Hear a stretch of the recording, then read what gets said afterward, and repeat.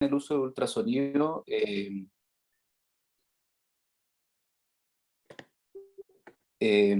con fines clínicos es fundamental, sobre todo en la obstetricia. Las ondas de sonido generan vibraciones, cuya energía se puede transformar en energía térmica, pudiendo entonces, en casos excepcionales, aumentar la temperatura de los tejidos insonados. Y en los estudios de seguridad se consideran dos efectos biológicos principales, que son los efectos térmicos y los efectos mecánicos. Ahora, es importante saber que a medida que el sonido viaja a través del tejido, la intensidad de las de ultrasonido se reduce a través de distintos procesos físicos, como por una parte la reflexión de la onda, la dispersión de la onda, es decir, que se genera una pérdida de la onda o no retorna hacia el transductor, la refracción de la onda, que es cambiar la direccionalidad de la onda, y eso también evita que la onda vuelva hacia el transductor o la fuente emisora en este caso.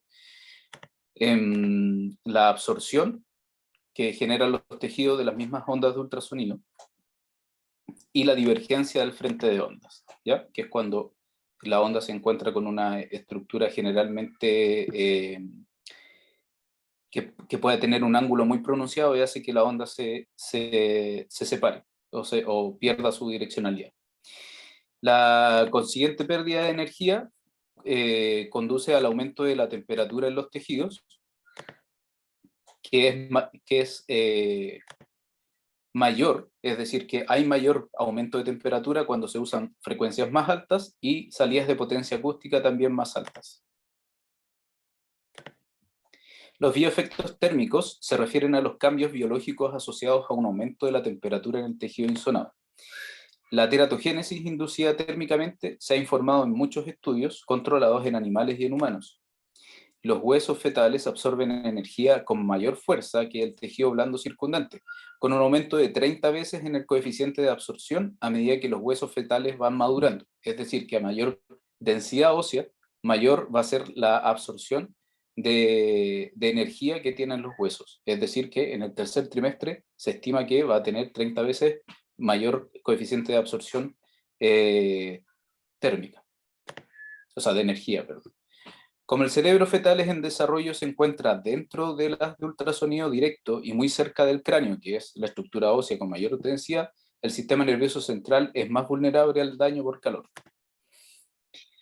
En esta revisión que se hizo, se planteó que el ultrasonido de diagnóstico es capaz de elevar la temperatura de los tejidos fetales hasta un punto que depende del modo de escaneo, la duración de la exposición y el tejido que se escanea. Aunque es conocido por estudios experimentales no llevados a cabo en humanos, que aumentos significativos de temperatura, eso quiere decir mayor o iguales a 4 grados Celsius durante más de 5 minutos, pueden causar anormalidades en el desarrollo. No se espera que el aumento de temperatura de la ecografía de diagnóstico sea tan grande en las condiciones de imagen de ultrasonido que usamos comúnmente, que es el ultrasonido en modo bidimensional. La fiebre materna durante el embarazo temprano también puede ser motivo de preocupación, dado que cualquier elevación local de la temperatura por ultrasonido se superpondría a la condición febril. Y no se ha atribuido a anomalías congénitas el uso de ultrasonido de diagnóstico. Eso es lo que dice este artículo. ¿Cuáles fueron las conclusiones del artículo? Que la salida acústica de los dispositivos de ultrasonido de diagnósticos es suficiente para causar elevación de la temperatura en el tejido fetal. Para condiciones de exposición idénticas, el aumento de temperatura cerca del hueso aumenta con el desarrollo de la osificación a lo largo de la gestación. Que los efectos más graves y detectables de la exposición térmica en animales se han observado durante el periodo de organogénesis. Que la exposición al ultrasonido que eleva la temperatura fetal en 4 grados Celsius por encima de lo normal durante 5 minutos o más tienen el potencial de inducir defectos de desarrollo graves. Y en las prácticas clínicas actual, utilizando equipos disponibles comercialmente, se concluye que es poco probable que dicha exposición térmica ocurra en un sitio anatómico fetal específico. ¿Cuáles fueron las recomendaciones que dieron? Que aunque el índice térmico no es ideal, debe usarse para evaluar el riesgo térmico potencial junto con el tiempo de permanencia. Dado el hecho de que se sabe que la fiebre materna al comienzo del embarazo está asociada con anomalías fetales, se debe tener en cuenta que un examen de ultrasonido en una paciente febril podría aumentar aún más la temperatura local. Por lo tanto, es preferible no hacerlo, o si es indispensable hacerlo, tiene que ser el tiempo más corto posible. Si alguna vez está clínicamente indicado en el primer trimestre, los exámenes Doppler espectrales del feto deben usarse con mucha precaución. Y dado el estado actual y los métodos de investigación epidemiológica, la detección de efectos sutiles en caso de que tengan lugar es poco probable para detectar tales efectos. Sería deseable realizar estudios con suficiente poder estadístico para detectar ocurrencia de baja incidencia. Bien, eh, es poco probable que las imágenes por ultrasonido en modo bidimensional, en modo M de movimiento y tridimensional den lugar a lesiones térmicas porque la energía se transmite en pulsos muy cortos. También es poco probable que las imágenes por ultrasonido en modo B, modo M y tridimensional den lugar a lesiones térmicas porque, como les decía anteriormente, se transmiten en pulsos muy cortos y el potencial acústico que se utiliza está dentro de los niveles de seguridad. Sin embargo, y por el contrario, el Doppler espectral produce un haz de ultrasonido fijo que puede causar un aumento significativo de la temperatura del tejido en un tiempo relativamente corto durante los estudios de flujo de la circulación materna o fetal. Los efectos adversos del ultrasonido Doppler son más probables en la gestación temprana, cuando la división celular es más rápida y el flujo sanguíneo fetal está menos desarrollado y es menos probable que disipe el calor de manera efectiva. Se debe tener mucha precaución en la gestación avanzada, donde hay más mineralización ósea y reflexión de sonido de las interfaces de hueso y los tejidos blandos. Bien, entonces, me imagino que muchos de ustedes han visto esto y según lo que estamos hablando en este momento, me parece que es una imagen que solo va a engrandecer el ego de quien la esté tomando, pero no tiene ninguna justificación. Y sobre todo en el contexto y con la evidencia que les voy a mostrar, no tiene ningún beneficio para el feto tomar este tipo de muestras. Bien, los bioefectos no térmicos son cambios biológicos que tienen lugar cuando una burbuja de gas en un líquido experimenta las vibraciones de presión, perdón, las variaciones de presión de una onda acústica. A medida que aumenta la intensidad del sonido, la resonancia aumenta exponencialmente.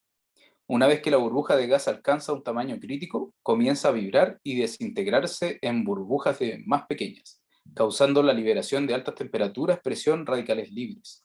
Este fenómeno se denomina cavitación. Ahora, es poco probable que ocurran efectos mecánicos en la ecografía obstétrica, debido a la ausencia de gas en el cuerpo fetal y al hecho de que el feto está rodeado de líquido. ¿Por qué se los menciono? Porque es un bioefecto dentro de lo que ya les había mencionado. Están los bioefectos térmicos y los bioefectos no térmicos o mecánicos. De hecho, si tuviéramos que, en este caso, hacer un paréntesis, porque lo estamos enfocando en la parte obstétrica, es más probable que podamos generar un bioefecto mecánico en una ecografía ginecológica, por la cercanía que tiene el ultrasonido al intestino, que sí tiene componentes gaseosos. Bien, en esta revisión, en relación a los bioefectos no térmicos, la evidencia epidemiológica no respalda una relación causal entre los exámenes de ultrasonido realizados en fetos y cualquier efecto adverso no térmico. En estudios en animales, los resultados no han confirmado ninguna asociación directa entre el ultrasonido a los niveles de salida diagnóstico y un efecto adverso de origen no térmico. Existen dos ensayos clínicos controlados aleatorios y dos estudios de cohorte en humanos que informaron una asociación estadísticamente significativa entre el ultrasonido y una mayor incidencia de zurdos. No se conocen los mecanismos para estos efectos, y hay algunas dudas sobre si esta asociación es realmente el resultado de la exposición al ultrasonido, aunque no ha habido estudios epidemiológicos que contradigan estos hallazgos. Y obviamente es muy poco probable que se lleven a cabo porque no sería ético exponer al ser humano a ondas de ultrasonido en un contexto que no sea seguro o bioseguro para poder demostrar o confirmar los efectos que puede generar. Ahora, ¿cómo nosotros podemos medir o controlar la bioseguridad del ultrasonido? A través de dos índices, el índice térmico y el índice mecánico. El índice térmico, que se abrevia como IT o como TI, dependiendo del idioma en que se trabaje, representa un intento de estimar el aumento de temperatura en el campo estudiado. Es aproximadamente proporcional al aumento de temperatura en grados Celsius. Por ejemplo, un índice térmico de 2 significa que el aumento máximo de temperatura que puede resultar de la exposición en esos ajustes de escaneo es de 2 grados Celsius. Por su parte, el índice mecánico, o IM o MI, dependiendo del idioma nuevamente, se relaciona con la probabilidad de que se formen cavidades, conocido como efecto cavitatorio. Este efecto cavitatorio puede dar origen al efecto térmico también.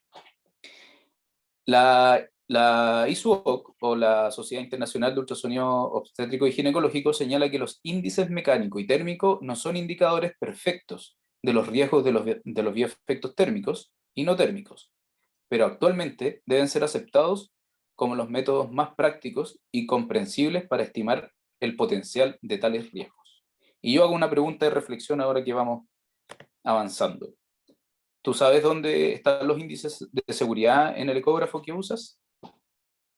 Les dejo esta pregunta para que lo reflexionen y les muestro yo en un ecógrafo. Por ejemplo, en este caso es una imagen de un bolusol que en el extremo superior derecho se logran ver las siglas TIB, MI, y arriba de esto, que se ve muy muy pequeñito acá, que no alcanza a aparecer, dice también TIS.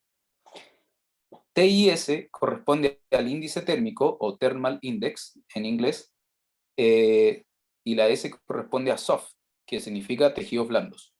Tiene que ver con los tejidos blandos. El TIB corresponde a el índice térmico en los huesos, de bone, y el MI es el índice mecánico.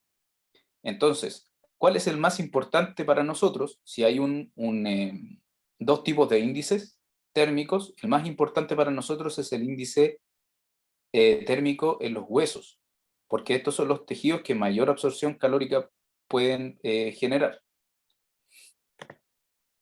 Bien, ahora, acá les muestro una foto de donde nosotros podemos hacer ajustes, como les mencioné anteriormente, para poder generar cambios en los índices térmicos. El que anteriormente o al inicio de la presentación les dije que a través de la frecuencia y a través de la potencia acústica se pueden generar modificaciones en los índices térmicos y mecánicos.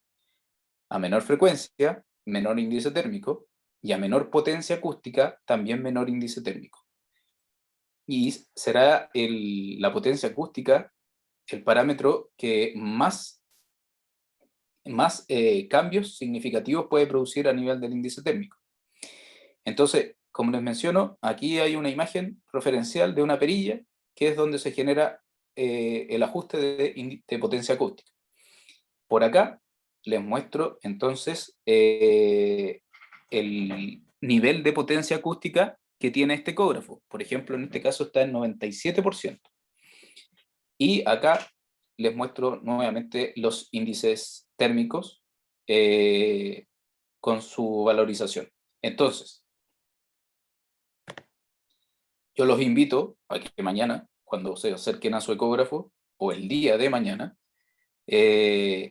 descubran cómo regular la potencia acústica en sus ecógrafos y miren lo que sucede con los índices de seguridad. Se van a dar cuenta que disminuyendo la frecuencia y disminuyendo la potencia acústica, se van a generar modificaciones en el índice térmico y viceversa, aumentando la frecuencia y aumentando la potencia acústica, se van a dar cuenta de cómo van a ir aumentando esos valores.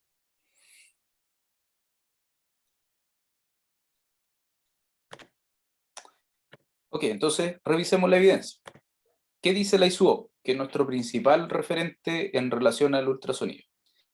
En sus guías prácticas sobre uso de Doppler en obstetricia, la ISUOC dice que tienen mayor relevancia los índices térmicos y mecánicos a la hora de utilizar el modo Doppler.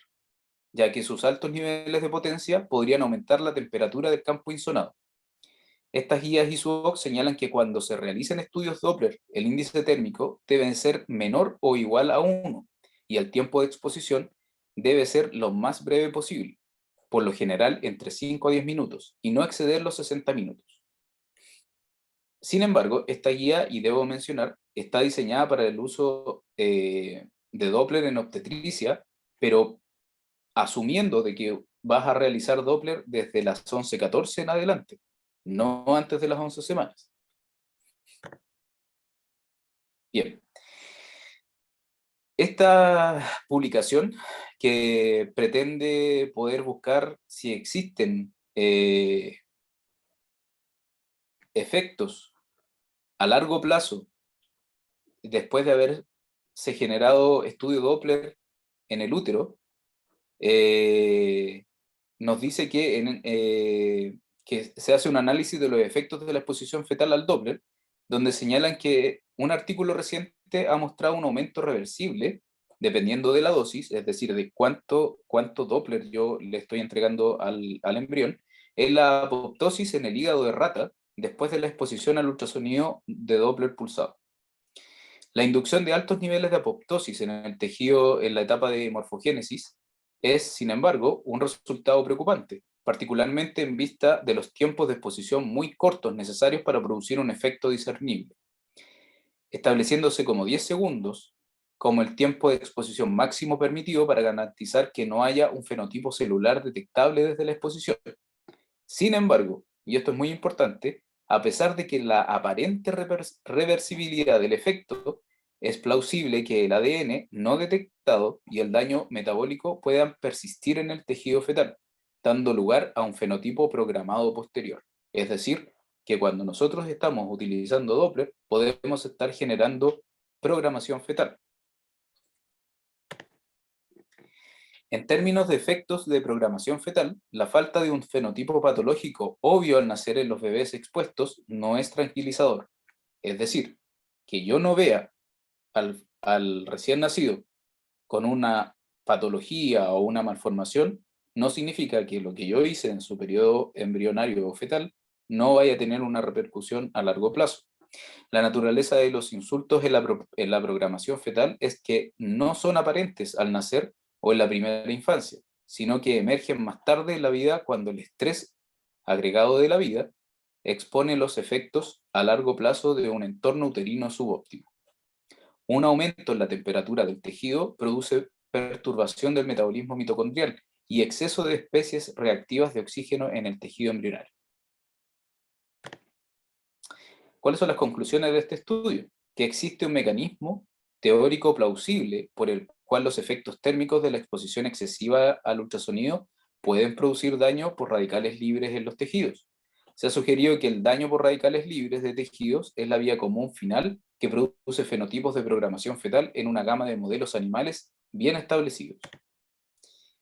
Aquí tenemos otro estudio, y en este documento se señala que la intensidad del ultrasonido en modo Doppler espectral o continuo, que es el Doppler color, o el Doppler que utilizamos nosotros para hacer auscultación de latido a través de Sonicate, son considerablemente mayores que en el modo B. La intensidad media del modo B, que son 270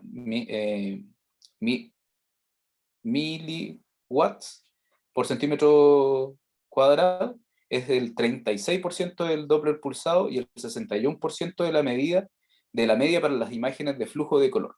Es decir, que tiene altos niveles de intensidad de potencia acústica. Bien, en este otro estudio, donde se estudiaron los bioefectos en el hígado en ratas expuestas al ultrasonido, al ultrasonido Doppler para evaluar el ducto venoso, que es el que les había mencionado anteriormente. Este estudio es importante porque en la práctica clínica los marcadores para el síndrome de Down y patología cardíaca medidos con Doppler al comienzo del embarazo incluyen el flujo sanguíneo en los vasos pequeños, como el ducto venoso, y también a través de la válvula tricuspide. Ahora, ¿cuáles fueron los métodos para demostrar si es que había bioefectos? Se examinaron 18 ratas preñadas con ultrasonido utilizando modo Doppler, pulsado y color. Los ductos venosos fetales se expusieron a Doppler pulsado durante 30 a 600 segundos para establecer el tiempo mínimo de exposición que conduce a daño celular. Las ratas madres fueron sacrificadas 2 a 24 horas después de la exposición. ¿Cuáles fueron los resultados? Se observó una apoptosis significativa en todos los hígados de fetos sacrificados a las 7 horas y expuestos durante 20 segundos o más. Para los animales expuestos durante más de 300 segundos, este efecto fue visible después de 4 horas. Se encontró una relación lineal entre la actividad apoptótica y el tiempo de exploración de Doppler pulsado. Cuanto mayor es el tiempo de exposición, más daño en las células hepáticas se encontró. Este daño desapareció en el tiempo, sin que el hígado mostrara daño cuando un animal fue sacrificado 12 a 24 horas después de la exposición, lo que indica un efecto transitorio. En este estudio no se encontró ningún efecto para tiempos de exposición de 10 segundos o menos. ¿Cuáles fueron sus conclusiones? Con base en este hallazgo, los autores recomiendan que las investigaciones de Doppler se restrinjan al menor tiempo posible y que los escaneos Doppler repetidos deben estar lo más separados posibles si se realizan dentro de 24 horas. Bien, este estudio hizo una revisión sobre el conocimiento presente que hay acerca de los efectos mecánicos y biológicos del ultrasonido, que fue publicado en el año 2017, en enero del 2017, y dice que la exposición prenatal a un nivel de diagnóstico de ultrasonido produce cambios en la migración neuronal en los cerebros en desarrollo de los ratones. A altos niveles de exposición, el ultrasonido es capaz de causar daño permanente al tejido biológico como resultado del calentamiento, la cavitación acústica y la fuerza de radiación, que pueden alterar el desarrollo de un embrión o feto. Williams y colaboradores en 1978 descubrió que el ultrasonido terapéutico disminuye el tiempo de recalcificación de la sangre completa anticoagulada in vitro. También se ha encontrado que el ultrasonido terapéutico es capaz de inducir la agregación plaquetaria y liberar la proteína beta-tromboglobulina específica de plaquetas, lo que indica que la plaqueta es el sitio probable de interacción y daño. Además, su estudio in vitro informó la producción de trombos plaquetarios y verdaderos coágulos dentro del sistema vascular intacto de ratones como resultado de microtransmisiones acústicas, similar a la que se desarrolla alrededor de las burbujas de gas oscilantes. ¿Por qué les digo esto? Porque en general nosotros cuando utilizamos o la aplicación que tiene el Doppler es principalmente en los vasos sanguíneos. Y este estudio está demostrando que la utilización de ultrasonido Doppler tiene efectos sobre la agregación plaquetaria. Las altas temperaturas maternas o fetales pueden tener efectos adversos en muchos tejidos de desarrollo, particularmente el cerebro y el sistema nervioso. La muerte embrionaria, el retraso en el crecimiento, las anomalías internas y externas, los déficits en el desarrollo y los cambios de comportamiento que persisten hasta la edad adulta son algunas de las consecuencias de la hipertermia fetal. La aparición de estos efectos térmicos dependen de tres parámetros principales: el grado de promoción normal de la temperatura central, la duración de la elevación de la temperatura y la fase específica del desarrollo, preimplantación, organogénesis o periodo fetal, en la que se produjo el calentamiento o el aumento de la temperatura. En general es posible que no haya problemas reales de tolerabilidad con respecto al uso clínico común de la ecografía. Sin embargo, se debe tener precaución cuando se aplican regímenes de alto rendimiento como el Doppler pulsado en obstetricia. Teniendo en cuenta la dificultad de establecer los umbrales para los efectos biológicos, se sugiere que se utilicen resultados de escaneo lo más bajo posible para recopilar la información de diagnóstico requerida, es decir, utilizar el principio ALAR. ¿Cuáles fueron las conclusiones de esta revisión? Que las imágenes faciales tridimensionales detalladas y el el registro del movimiento del bebé en el útero a través de la ecografía 4D requieren una exposición prolongada y más intensa al ultrasonido. Hay indicaciones no confirmadas de la literatura biológica y epidemiológica de posibles efectos neurológicos de la exposición al ultrasonido en el útero.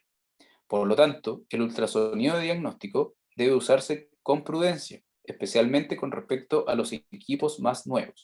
que pueden tener niveles de salida acústica más altos que los modelos más antiguos. Aunque los efectos biológicos de ultrasonido informados en modelos animales ocurren en condiciones similares a las que se usan en humanos, no podemos relacionar con confianza estos resultados con humanos. La ausencia de estudios en humanos sobre los efectos secundarios de la ecografía diagnóstica no significa necesariamente que no haya efectos, sino que faltan técnicas para detectarlos. Y es lo mismo que les decía antes, no sería ético someter a embriones y fetos humanos a altos niveles de potencia acústica para poder demostrar si se generan o no bioefectos térmicos. Los efectos térmicos pueden afectar en gran parte la epigenética y la programación fetal. La epigenética representa un conjunto ampliamente aceptado de mecanismos por los cuales los organismos responden al medio ambiente mediante la regulación de la plasticidad fenotípica y las transiciones de la historia de vida. Estudios han demostrado que el estrés térmico puede generar cambios en el sexo genético y fenotípico en algunos peces y algunos reptiles.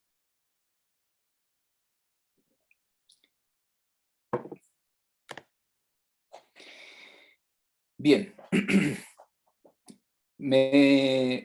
en relación a la epigenética y ver qué podía estar pasando con respecto a la programación fetal que podemos producir al usar altos niveles de potencia acústica, me puse a revisar si es que había algún fenómeno respecto al estrés térmico en las células de seres vivos. Y me encontré con esto, que es un artículo que habla acerca de los cambios celulares y epigenéticos inducidos por estrés calórico en embriones preimplantacionales de bovinos.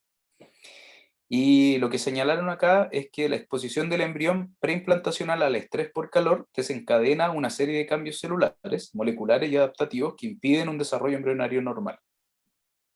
El estrés por calor altera el citoesqueleto del embrión, los niveles de calcio intracelular, la función mitocondrial e induce la apoptosis. El estrés por calor puede actuar indirectamente a través de la inducción de especies reactivas de oxígeno, lo que lleva a una variedad de daños celulares. Uno de los principales efectos epigenéticos del estrés térmico es la metilación del ADN. Y la metilación del ADN impide la expresión de ciertos genes. Conclusiones de la exposición que acabo de dar. Basados en la evidencia expuesta y que éticamente no puede comprobarse en embriones humanos, se recomienda evitar al máximo posible la exposición a ultrasonido Doppler de cualquier tipo al embrión, sobre todo antes de las 10 semanas de gestación, que es el periodo de organogénesis. Además, se recomienda reducir al máximo posible los tiempos de exposición a ultrasonido a fetos que cursen el tercer trimestre, debido al aumento de la absorción térmica y efectos en los tejidos blandos aledaños producto del aumento de la densidad ósea, sobre todo, como ya se los demostré, en el sistema nervioso central. Sugerencias. Para evaluar frecuencia cardíaca en el embrión, utiliza el modo M. Y aquí me tomé el tiempo de hacer imágenes y clips de videos para mostrar cómo se utiliza el modo M en aquellos que aún no lo utilizan o no lo saben utilizar. Bien, lo primero que tenemos que hacer es obtener la imagen del embrión y visualizar el movimiento cardíaco. Eso es lo primero que tenemos que hacer. Con una magnificación suficiente, que ojalá ocupe 3/4 de pantalla, visualizando el embrión y su movimiento cardíaco. Luego, vamos a el panel de nuestro ecógrafo y tenemos que ver dónde se ubica el modo M. En este caso, en mi ecógrafo se ubica acá. Generalmente está al lado de la tecla que dice B, que es bidimensional, o 2D.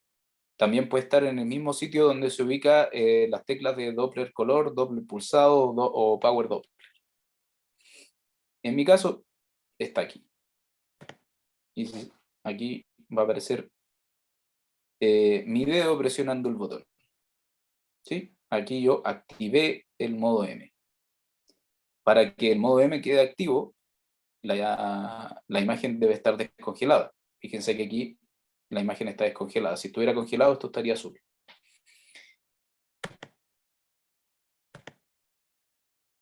Bien. Cuando ustedes activan el modo M, esto es una imagen fija, no pude hacer un video de esto, va a aparecer una línea. Y la línea corresponde a el sitio por donde se va a generar la muestra, se va a tomar la muestra y el registro de los movimientos que se generan justo en este haz de ultrasonido. Esta línea representa al haz de ultrasonido. ¿Y qué sucede cuando se activa? Si se fijan, el corazón se está moviendo, tienen que tratar de no mover la mano de la mano que genera la ecografía, la que tiene el transductor, y si la paciente al respirar se genera mucho movimiento de vaivén, tienen que pedirle que por un periodo de 10 segundos retenga la respiración. Y eso va a ser suficiente para poder tomar la muestra. Y se va a generar este patrón, que obviamente no es fijo, sino que es una imagen continua. Les voy a mostrar otro video donde se ve la imagen continua, y se van generando modificaciones en el espacio que corresponden y se condicen con el movimiento cardíaco. Fíjense que aquí el corazón está aproximadamente entre los 3 y los 3,5 centímetros de profundidad, y acá el movimiento cardíaco aparece entre los 3 y los 4 centímetros de profundidad, por lo tanto, aquí es donde está el movimiento cardíaco, ¿ya? Entonces, lo que ustedes ven acá como espectro en modo M corresponde a varias tomas del mismo segmento, del mismo sitio de la onda de ultrasonido. Son como varios fotogramas que generan un video. Es exactamente lo mismo. Bien, y la frecuencia cardíaca, cuando ustedes presionan la tecla para hacer las mediciones, les va a aparecer la opción de LCE o LCF o FC, que es frecuencia cardíaca, como aparezca habitualmente en sus ecógrafos. En mi caso dice FC, y la frecuencia se mide tal como se mide en el modo Doppler, cada 2 ciclos, si la configuración está así. Entonces, iniciado un ciclo o finalizado un ciclo, se pone en primer caliper, y en el último ciclo es donde se pone en el mismo sitio para hacer la medición de la frecuencia cardíaca, que son 120 latidos por minuto, en este caso. Y acá hice un video con mi carótida para que vean el registro de cómo se visualiza cuando ustedes activan el modo M. ¿Se fijan? Se va donde, en el mismo sitio donde está el vaso, se va a ir generando este cambio en el espectro, y luego se hace la medición de la frecuencia cardíaca. Estamos un poquito estresados, con 86 latidos por minuto. Bien, eso es lo que quería presentar. Les agradezco por su tiempo, les agradezco por estar acá, por perfectamente estar compartiendo con sus familias, pero están viendo esta exposición. Así que voy a dejar de compartir pantalla y estoy atento a preguntas que quieran realizar.